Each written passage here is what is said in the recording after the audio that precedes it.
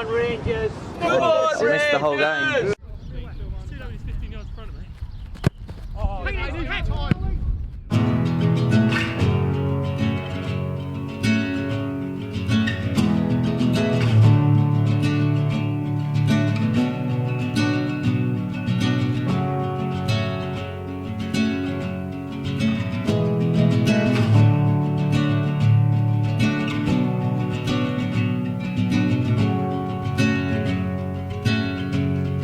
And I was waiting in the undertow. Said a drip fell away like balls, unaware where my heart would flow.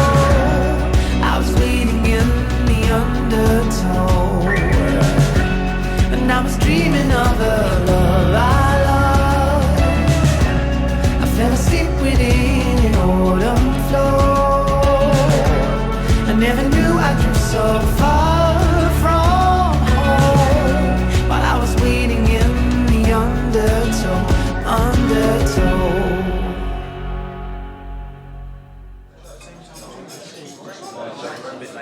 Life is looking a little bit brighter in Dorking. A win away to York City was followed by a goalless draw at Kidderminster. So, heading into the crunch match against Ebbsfleet, the Wanderers are looking up the table and not down, even if the midweek results have left them back in the bottom four. With me, I won't tell you every game's a big game. I'll only tell you the big games are the ones that are big games, because then you believe me. This is a big game. Big game. Bigger for them, but if we win, we'll go up 3-4 places, and we'll have 2 games in hand on people, and we'll be off and gone. I'll be honest with you, we'll be off and gone. We're not going to start on their back line. We're not going to do that. Off the back of the last couple of home league games, I want to make sure we're not man for man at the back when we don't need to be in this game. If for whatever reason we're chasing things second half, we might end up towards the fans absolutely trying to batter them on their back line. But we're going to start with a +1, keep the ball, break them down, get a 1-0 lead, 2-0 lead. That's what we're going to do. We're here to see how Marc feels about the patterns of play session. And as is usually the case, he's not a happy man. I'd have started about 1,000 times. Get this right, come back, lose my temper. We never end up like that. It's happened 3 times. 3 times. Keep moving it! Keep moving it! Stop! Stop! Stop! Boring! Shit! It was there early, Dan! Get in there early! Lads, come in! Come in! Come in! Come in! This ain't good for you lot at all at the moment. What's wrong with you? Don't stop playing! The coaches decide when to stop, not fucking you! If you don't get what you want, just bash the ball against them, then have a go and don't stop playing. Your job's to keep playing football. Like that, do! Total shit! Dean, is he alright, Harrison? No, I get it, we can't stop the game. Yeah. I like the fact he told him. I'm talking positively! I'm being nice! I just said to him, I said to fucking clear the ball and have a go at him off. I'd have smashed him. Yeah, I'd have just kicked the ball at him. Exactly that. Tell him that. He is fucking... I don't find it easy to praise goalies. He is a fucking good goalie. His shot stopping's so good. That Pipers, you all right, mate? That's forward. That, you do realise that went forward? Look. Jukes, has he got the ump?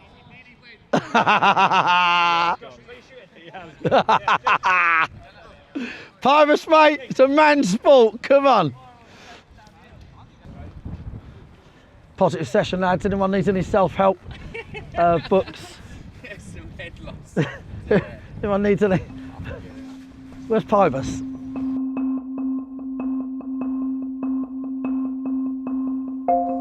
The last time Ebbsfleet came down to Meadowbank, we all had quite a time. But the National League South playoff final is but a distant memory, and both sides now find themselves struggling to get a footing at the bottom of the National League mountain. The Fleets came up as champions last season, having banished the memory of that last-minute equaliser and extra-time defeat, and even though they stuck by popular manager Dennis Coutry for much of this season, the German gaffer was eventually sacked 2 weeks ago, and former Braintree and Aldershot manager Danny Searle was installed in Coutry's stead.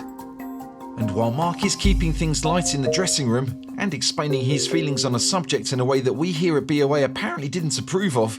He knows it's a big game for Ebbsfleet and for Dorking to some extent. This is a fucking big game for them. Like, you've got to put yourself in their changing room. Do you know what I'm saying? You've got to put yourself in their changing room. That's the best way of approaching games. Think about what they're thinking. They're thinking, this mob beat us today. They're back in the relegation zone. They're 2 games adrift of us. And they're thinking any work they've done is undone. Because that is what happens this time of year. In this division, we saw it last year with the Torquays. Keep winning games, Kidderminster. Win 4 straight. Oh, fuck me, we're doing great. We ain't fucking moved, right? So in their changing room, they're thinking, this is a massive game. They've planned for it all day yesterday, and this is a big game for them. This game is about making sure that the 2 front boys don't score the goal. Yeah? When one goes in, I'm starting when I've got your attention on the things that matter. One goes in, you have to go in with them, one of you, and the other 2 need to close it up. That's how you play this game. Do not let them go in there, get touches. If you are playing forward today, if you're playing forward into 10s and 9s, that space there, I think it can be a good day. I think you need to play forward and put these under pressure. You know, I want to have a fucking good week. I want to look forward to playing Chesterfield down here, knowing that we've had 3 great results. Let's not forget what we've done here. Yeah, we fucking under the cosh, but we need to work probably harder than we have done at home. I think away we know we've got to work hard. At home, sometimes we think these are games we can win because we're a beautiful side and we're a good team. Today, if we can just win the battle first, that's what I'd rather. Okay?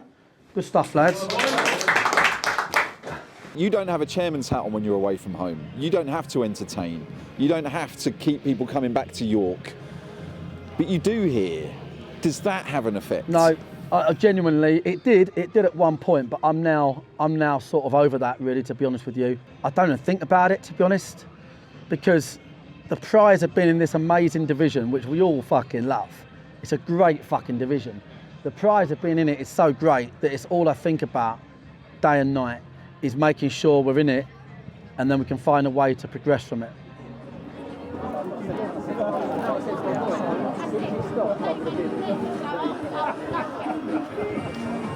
So we was here for the power final, right? And we watched your documentary, A Day in the Sun. Yeah, you know what? Right, it was a brilliant, majestic bit of YouTube. It was a brilliant show. I think I've still got a bit of PTSD after that day. You know, scoring a goal in the 92nd minute, and then conceding one 10 minutes later to go. Christ. Obviously disappointed. Everyone can blame this happened, that happened. At the end of the day, final score, it's finished. You have to move on. We come back.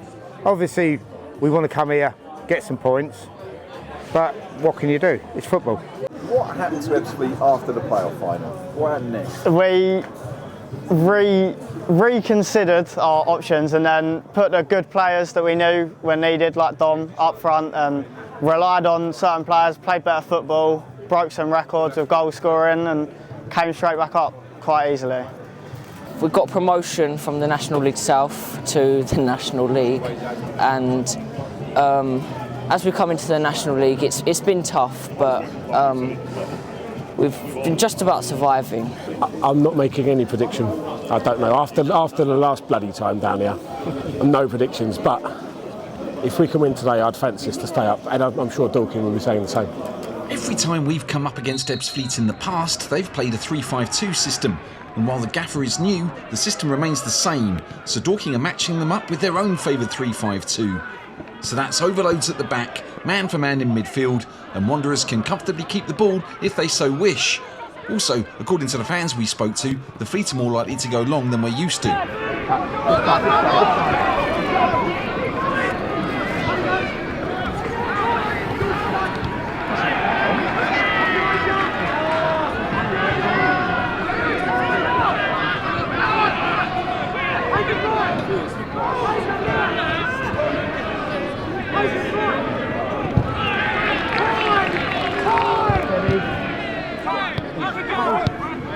Keep it! Angle, tone! Play! Play! Marc is obviously keen for Wanderers to keep hold of the ball and use the overload, so when the referee asks Harrison to kick the ball out because it's flat, the Wanderers bench don't realise, and they think the young keeper has lost his mind. Hey! Oh, wow. Oh, did he kick it out because it's flat? They give it back to us, Wolf, yeah? They give it back to us. Well, I think we've got away with that one, I think. Did Harrison do that? But he didn't tell the ref, I don't think. Well done, mate. Play! Travel! Travel! For Dorking's plan to work, Harrison and the defenders need to look after the ball, and Ebbsfleet know full well that's where the pressure point is.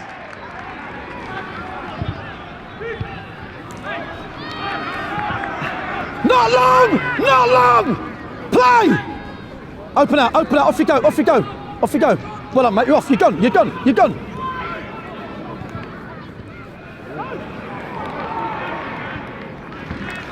H! Must play! Must play! Listen, Hayden's out most of the time. Dorking's first venture into the Fleet box reminds us of days gone by, when a Wanderer's corner is more of a liability than an opportunity. I think I can hear the go, go, go guy. Rakish Bingham leads the charge as the Fleet look to counter. Bobby, straight line! Bobby, straight line!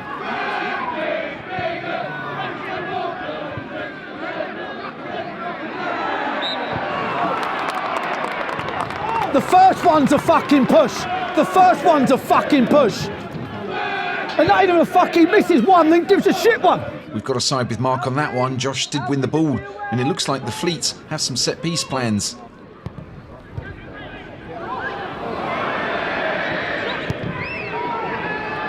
And that ain't your fault, mate, obviously, but can you tell it? He's missed one foul and then give one that ain't a foul. You don't back him. Doesn't make you. Don't fucking back him. He missed the fucking foul when the bloke played the fella, not the ball, and then he give a foul when he won the fucking ball. Referee! Ref! That was not a foul over there! Bad decision! It seems Marc can't let this one go. I'm allowed to talk to you. It wasn't a foul. I'm 5 yards away. Okay, fair enough. I've got a different view to you, potentially a lot closer, yeah? For me, it's just a trip. He won the ball though. Okay, that's fair enough. Clearly jealous of his dashing looks, the Ebbsfleet fans berate handsome Josh, whose medium to long throw ends up at the feet of former Fleet defender Bobby Joe Taylor. Shoot! Straight line! Straight line! Straight line! Bob this side, Bob this side! Marc's clearly concerned about stopping counters, but a bigger concern is Hayden Hollis getting sucked in and turned, so to speak.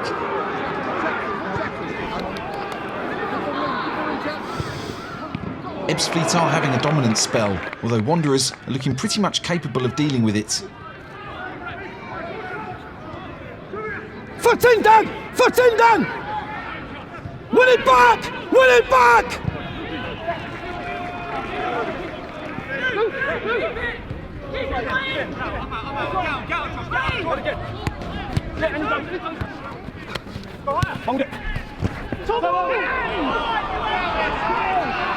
Bobby! Talk to H! It's so easy! Play! Play! Harrison wants to play, but he needs to have options in order to do so. Alfie! Alfie! Alfie! Go on, Bob. Harrison eventually goes long, but it works. Good! Time! Keep the ball! Keep it! Keep it!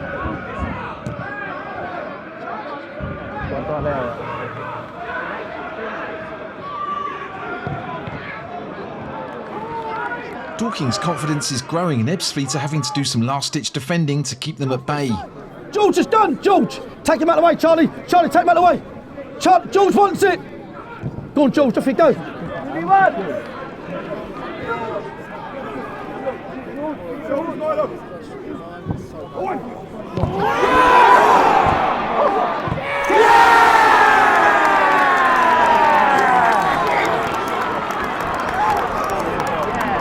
Nice and tight now. Nice and compact. Nice and compact. How did Alfie score? That's Charlie. All right. Defo, we need to take their midfield out of it because the front two don't want to press. Great We're ball dragging that. in. Mark and James have recognised a failure by the Ebbsfleet attackers to press the Wanderers' defenders properly, and that's allowed Dorking to get up the pitch and see Bobby Joe Taylor drive into the box and put the ball across for Alfie to tap it in. But Alfie fucked it, so Charlie Carter had to score instead. Well done, Alfie. Should have come to my barbecue, Alfie. Harrison! H! Tell them midfield when we're playing out to fuck off. And they'll leave us 3v2. Sorry, mate, didn't notice. Sorry, mate. I don't know. Enjoying myself. Things are looking good for Dorking. Let's just hope that Hayden doesn't get sucked in again. Go narrow, go narrow. Oh, wow. You're fucking joking me. Fucking hell.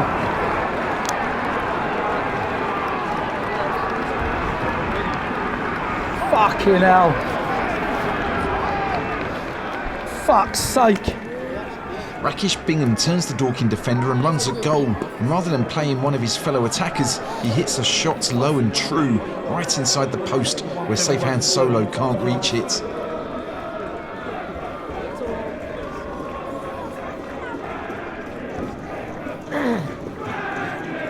Hey, lads!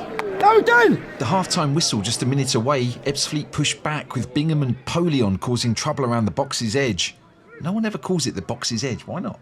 It works. Win the ball back!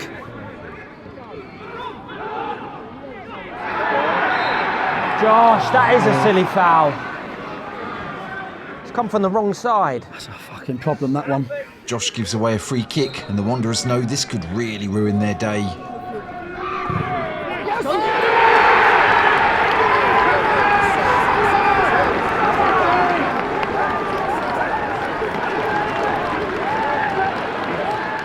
With Harrison unable to commit to a side given the location of the free kick, Luke O'Neill makes the most of the situation and drives the ball low and hard into the bottom right corner to complete a first half turnaround that has the potential to break the spirit of a side that's only earned 5 points from losing positions all season. There's three of them, four of them can press the ball before the foul even.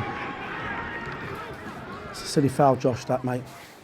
Very silly. I'll say one thing, before Josh makes that foul, we're 3-4 v 1 or 2 there. We don't put a foot in. Don't put a foot in, lads. Listen, we can't afford to think this is going to be a bad day at the office. We've been here, we've been in this situation 2-3 times, and we've got nothing out of it. So we now need to fucking soul search a bit. It's not a game we can lose. We've got to soul search a little bit here, right?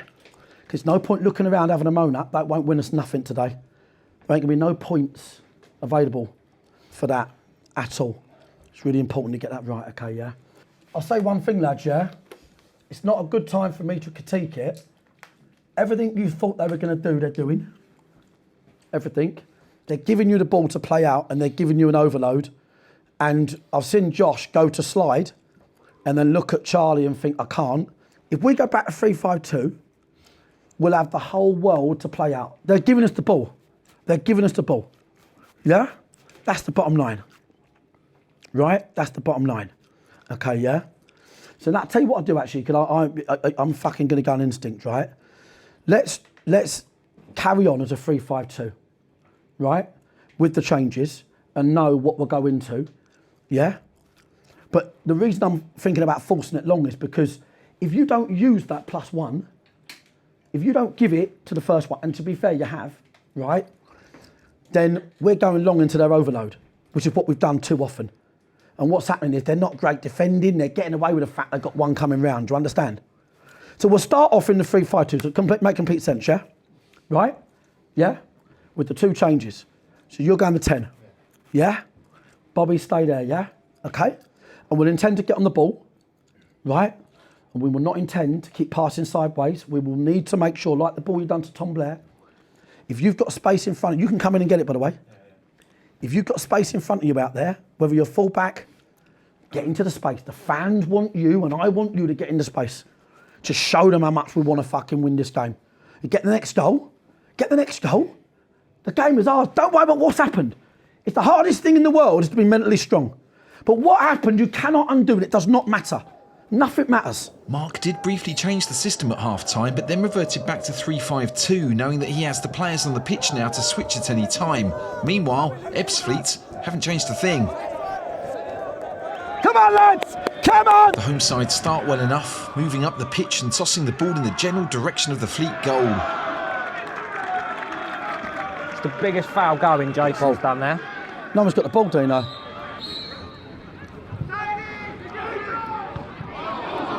The Fleet do seem a bit keener to go long, and while that is easy work for Tony Craig, he gets into a WWE situation with Polion.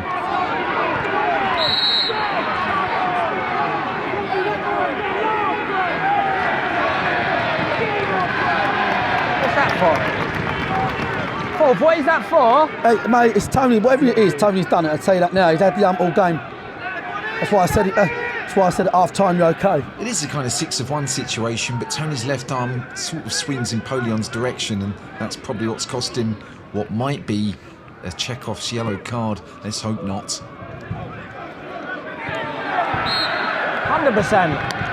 Tom! Tom, get the ball! Tom Blair needs to go and grab the ball. We don't have ball boys here.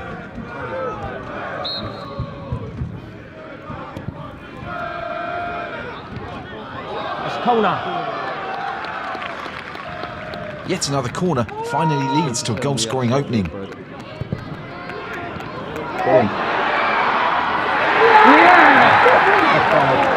is? Couldn't see the fucker. I'm looking for the lines, I couldn't see him. Joe Cook nods the ball on, and we think the lino was probably right in calling Jason Pryor offside. Dan Pybus has been knitting the midfield together like some sort of northern grandma, and he slips in Charlie Carter for the best chance since Ella Wilkinson invited me over to her house. But like 13-year-old me, Charlie Carter does this.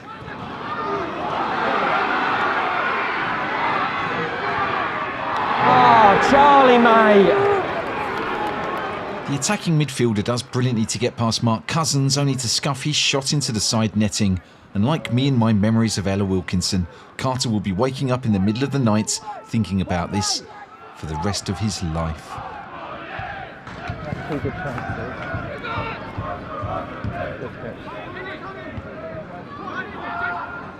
Go on, Tom! Go on, Blair, on! Take him on, Blair! Take him on!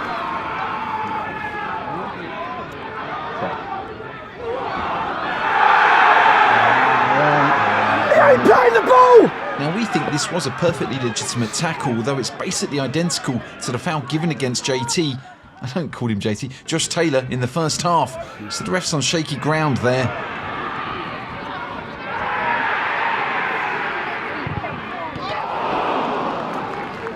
That ground isn't as shaky as the crossbar that Bingham just hit. That's tenuous. Go on, son. Straight line, fucking straight line. Go on, son. Joe Cook flies forwards. It creates a match-changing moment. It's just not one that any of us is going to see coming, unless you know what I mean by Chekhov's yellow card. Get yourself in, Cookie! Win it back! Win it back! Cookie! Don't, it's not go, Tone!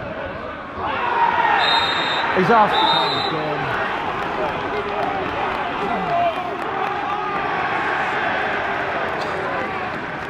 We're not convinced Tony Craig even made contact with Ben Chapman there, but the Ebbsfleet midfielder sold it so well that even Tony Craig doesn't bother to argue. Was anyone covering round?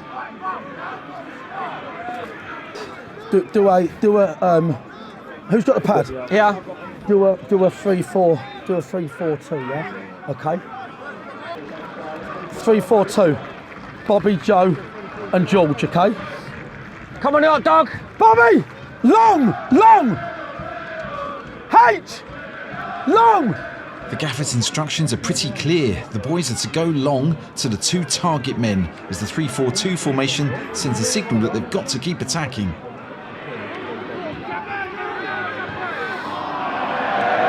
Get up! Moro! Get up! We need to make sure we're up with them.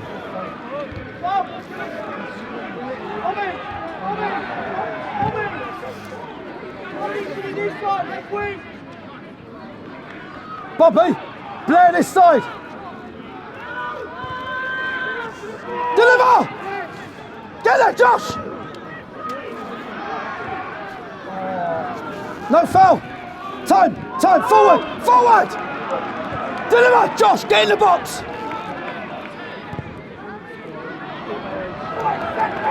Tombley!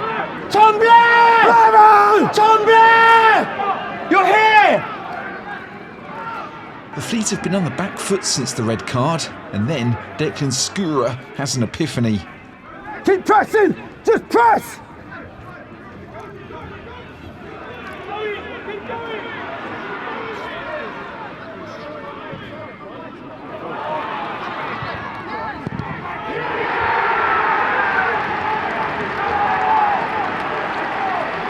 You're only going one way, Bob. You're only going in there. Bobby Joe gets outflanked down the Dorking left, although we would argue that Skura was given a lot of space before that happened. Ben Chapman then crosses for Bingham in an almost carbon copy setup of the goal that saw Ebbsfleet lose the playoff final. Only instead of James McShane dummying the ball very convincingly, Bingham slots it into the bottom corner. 3, 4, 2. Dorking's response is fairly positive, although as we've seen so many times this season, they're not actually opening up their opponents. And they frankly don't have any reason to leave any space. Bobby! Bobby! Off you go, Bob!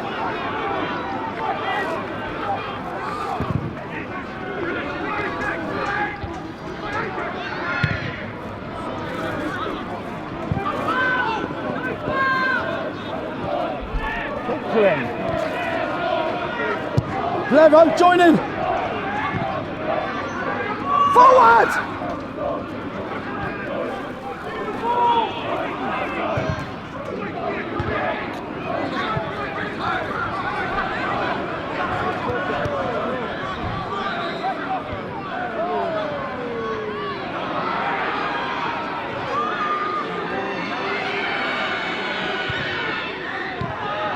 Oh, mate.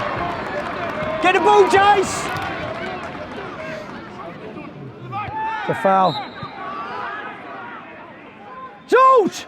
We're not entirely sure what Bob's getting upset about here, but his head is gone, or going at least.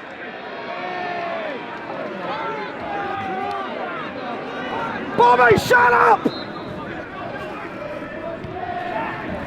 We've got a gamble, boys.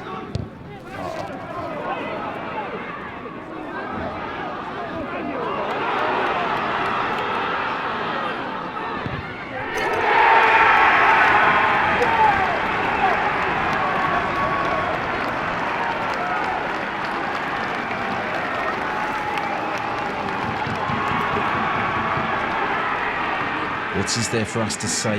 Bob's tackles don't break his way. Dominic Samuel runs through to score a soul-destroying fourth goal.